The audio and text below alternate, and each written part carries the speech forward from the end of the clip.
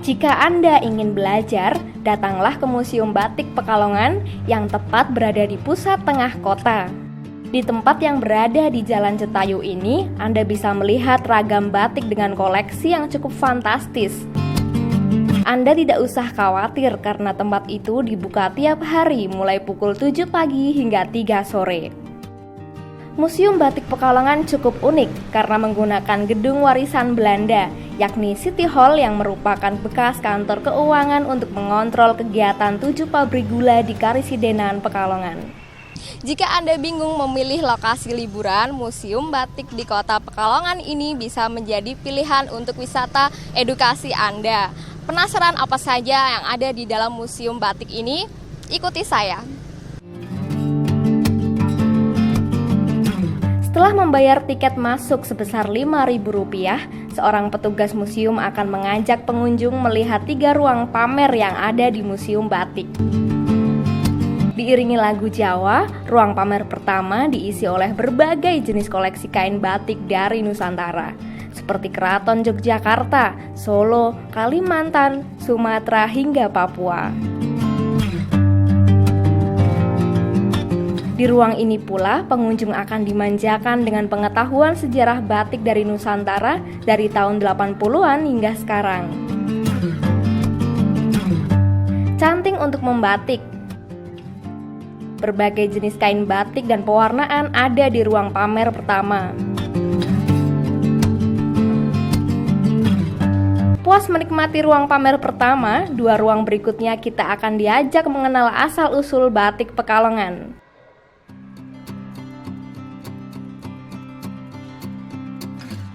Ada jelamprang dan cakar yang merupakan motif batik asli Pekalongan, merupakan perpaduan budaya Jawa dan Arab. Tidak jarang orang Timur Tengah suka dengan motif jelamprang karena percampuran budaya Jawa dan Arab. Keluar dari ruang pamer, kita akan diajak mencoba langsung bagaimana rasanya membatik tulis dan cap. Pengunjung akan mendapat selembar kain, lalu seorang instruktur akan memberitahu cara membatik tulis. Inilah saudara hasil belajar membatik saya dengan adik Rahma, dan ternyata hasilnya lebih bagus punya adik Rahma. Saya kalah ternyata dengan anak SD. Ternyata susah sekali belajar membatik saudara, dibutuhkan ketekunan, kerajinan, telitian, serta kreativitas yang tinggi. Dan setelah kita belajar membatik tulis, setelah ini kita belajar membatik cap. Tidak hanya warga biasa saja yang datang. Setiap harinya ratusan siswa sekolah baik dasar, menengah, dan atas mengunjungi Museum Batik Pekalongan. Mereka sangat tertarik ketika instruktur memberikan pengarahan cara membatik tulis maupun cap. Belajar batik cap sama batik tulis. Susah sih tapi seneng. Di batik tulisnya agak mudah. Teman-teman. Jadi jangan bingung-bingung mencari tempat berlibur yang bisa mengajarkan keluarga Anda mengenal sejarah batik, serta mencoba langsung bagaimana rasanya membuat batik tulis maupun cap. Tidak hanya memberi informasi, tapi kita juga melatih membatik, seperti itu. Banyak pengunjungnya itu banyak juga, terutama kalau dari kalangan pelajar. Di museum itu sendiri, Museum Batik ini sudah mendapatkan sertifikat dari UNESCO untuk best practice, yaitu pelatihan pelestarian budaya batik melalui pelatihan-pelatihan khususnya untuk anak-anak sekolah. Tapi yang datang sini juga banyak, dari luar pun banyak, wisatawan asing banyak. Kalau seperti musim liburan itu banyak banget kalau di sini. Keberadaan Museum Batik ini memang tengah terus dikembangkan serta diupayakan menjadi souvenir yang diakulturasikan dengan budaya modern. Lelah saya terbayarkan setelah berkeliling melihat indahnya macam-macam jenis kain batik dari berbagai daerah di Nusantara. Di sini Anda bisa belajar membatik tulis, membatik cap, sampai belajar mewarnai kain batik. Tentunya Museum Batik di Kota Pekalongan ini menjadi tujuan alternatif Anda untuk wisata bersama teman-teman ataupun keluarga. Yuninda Handayani, Ari Himawan Sarono, Kompas TV, Pekalongan.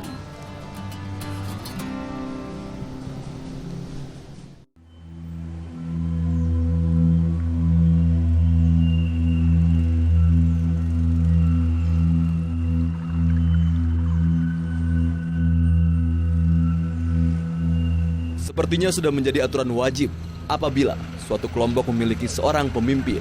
Dan semua itu berlaku untuk semua kelompok bangsa dan ras di dunia ini. Tak terkecuali yang berlaku di orang Tionghoa yang ada di kota Bandung. Orang Tionghoa di kota Bandung masa lalu dipimpin oleh seorang letnan. Berbeda dengan daerah lainnya seperti Batavia yang merupakan kota besar yang dipimpin oleh seorang kapten dan mayor. Kota Bandung yang merupakan kota kecil pada saat itu dipimpin oleh seorang letnan. Para pimpinan kelompok tersebut dipilih berdasarkan tingkat kekayaan ataupun pengaruh dalam masyarakat. Tugas seorang letnan adalah mempermudah Belanda mengawasi kegiatan perdagangan dan pertukangan mereka. Tercatat, letnan pertama orang Tionghoa di kota Bandung bernama Oi Bo Hoen. Oi Bo Hoen diangkat pada 2 Maret 1881. Setahun kemudian, ia digantikan oleh Chen Hailong atau juga dikenal sebagai Tan Hailong atau Chen Haishe. Chen Hailong kemudian digantikan oleh anaknya, Tan Juan Leong atau Chen Yunlong. Karena hanya menjadi letnan Tionghoa selama 1 tahun, literatur mengenai Oi Bo Hoen sulit untuk didapatkan. Tidak seperti kedua letnan setelahnya. Jejak dan peninggalan dari letnan Chen Hailong dan Chen Yunlong sampai hari ini masih ada.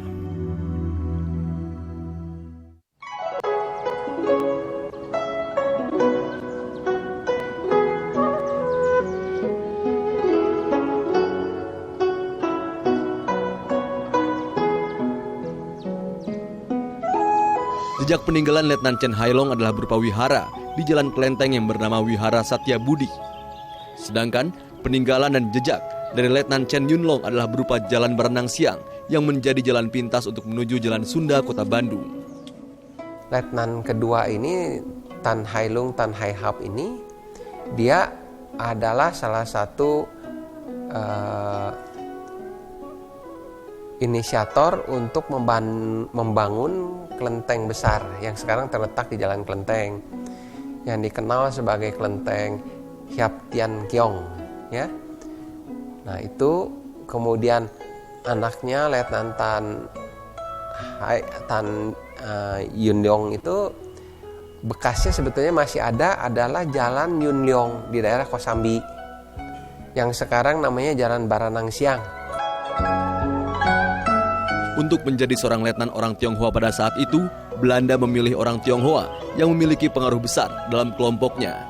Seperti letnan tersebut haruslah seseorang yang kaya raya.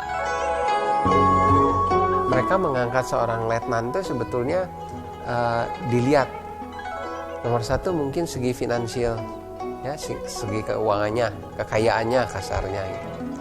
Keduanya ya mesti bisa diatur. Kalau ada bakat berontak mungkin ya nggak bisa diangkat, nanti kan masyarakatnya diajak nggak rusuh juga gitu ya.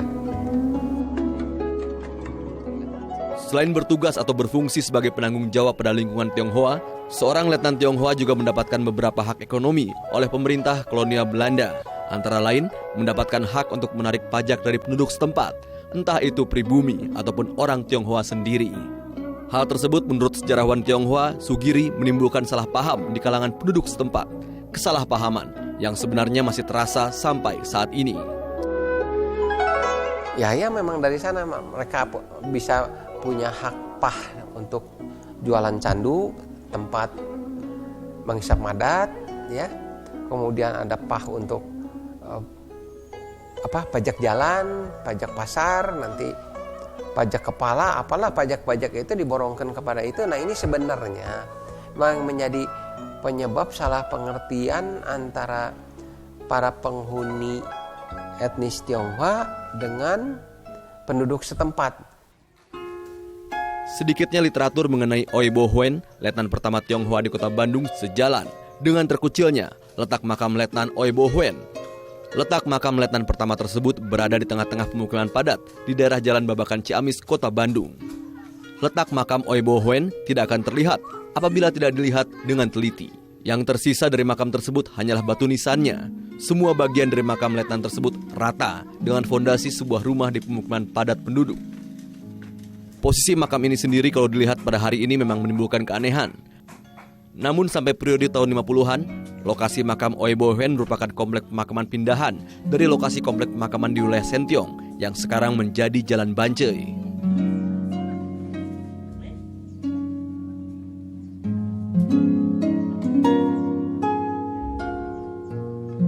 Karena menyesuaikan dengan perluasan luas kota, makam itu biasanya ada di pinggir kota.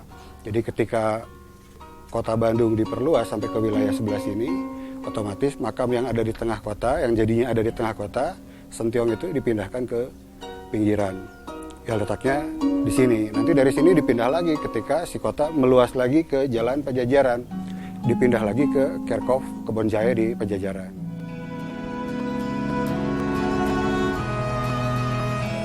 Dalam perjalanannya, posisi pimpinan orang Tionghoa menjadi hilang sejalan dengan tidak adanya lagi batasan pecinan di kota Bandung. Hal tersebut terjadi karena Insinyur Thomas Karsten ditugaskan oleh pemerintah kolonial Belanda untuk merancang perluasan kota Bandung pada tahun 1930. Perluasan tersebut dikenal sebagai Karsten Plan. Karsten percaya tata kota yang efektif harus lebih menekankan pembagian kota berdasarkan fungsi ekonomi. Sejak itu, orang pribumi dan orang Tionghoa bisa bermukim di kawasan elit Eropa, di daerah Dago dan Cipaganti, serta daerah-daerah lainnya di kota Bandung.